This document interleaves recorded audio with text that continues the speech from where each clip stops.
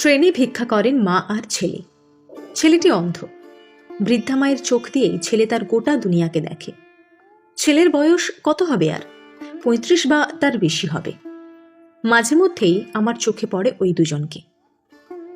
গত সপ্তাহে যখন ট্রেনে ভিক্ষা করছিলেন, ডেলি প্যাসেঞ্জার এক দাদা ওনাদের দেখতে পেয়ে ডাকলেন, মাসি এদিকে এসো একবার।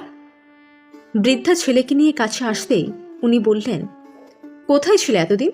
কবে থেকে খুঁজছি তোমাকে। আজ 15 দিন হয়ে গেল এটা ব্যাগে নিয়ে ঘুরছি। তারপর দেখি উলের একটা চাদর ব্যাগ থেকে বের করে হাতে দিয়ে বললেন, এটা গায়ে দিও, দার্জিলিং গিয়েছিলাম, তোমার জন্য এনেছি। বৃদ্ধার গায়ে তখন শত চিহ্ন একটা চাদর।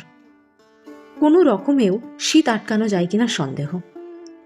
ওই দাদা বললেন, পুরনো চাদরটা বাদ দিয়ে এবার থেকে নতুনটা গায়ে দিও, কেমন? বৃদ্ধা চাদরটা পেয়ে দারুণ খুশি। কি যে বলবে সেটাও বুঝতে পারছে না। ছেলে বলল, আমার হাতে দাও দেখি। ছেলেটি চাদরটা হাতে নিয়ে নেড়ে চেড়ে দেখে নাকের কাছে ধরে গন্ধ শুকে বলল, একেবারে নতুন। বৃদ্ধা চুপ করে আছেন দেখে ওই দাদা জিজ্ঞেস করলেন, মাসি তুমি খুশি তো?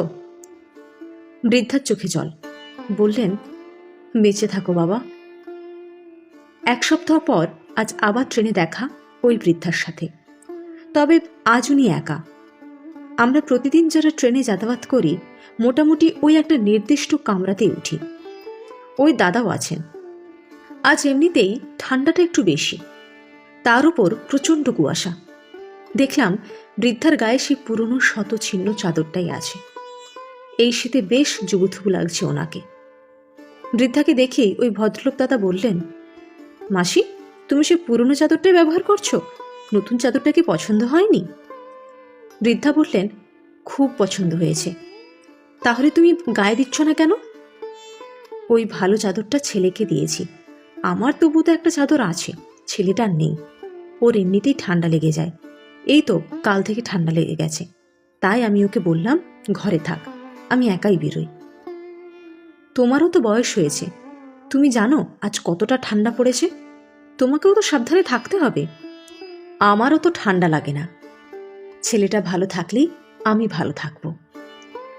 বৃদ্ধার কথাগুলো শুনে মনে মনে ভাবছি, এই হলো মা।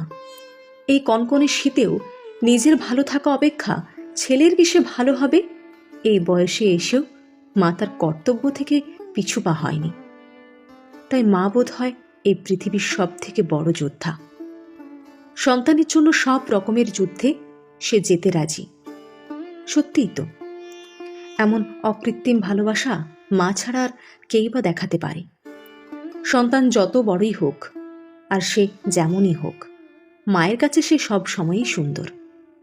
মা তার জীবনের সেরাটুকু দিয়ে সন্তানকে ভালো রাখতেই চান। মায়েদের মনের কথা হয়তো এটাই। সে কারণেই সন্তানের ভালো থাকাতেই মা সব থেকে বেশি